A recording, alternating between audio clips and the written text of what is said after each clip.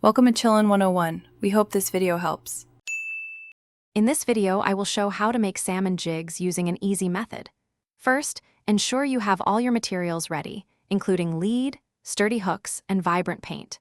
Safety is paramount, so always work in a well-ventilated space when melting lead. Carefully pour the molten lead into your preheated jig molds.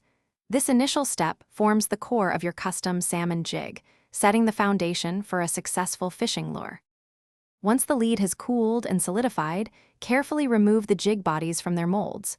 You might need to trim any excess lead for a smooth finish. Now, it's time to attach your hooks.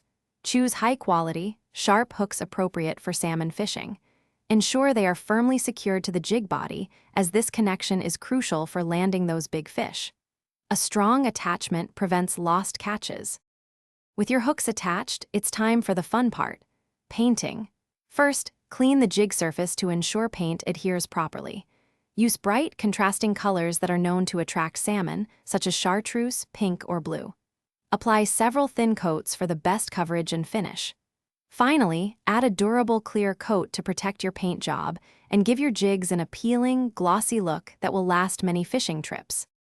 After painting and clear coating, let your jigs cure completely for maximum durability. This ensures the paint won't chip easily when battling a feisty salmon. Store your new custom jigs in a tackle box, keeping them organized and ready for your next fishing adventure.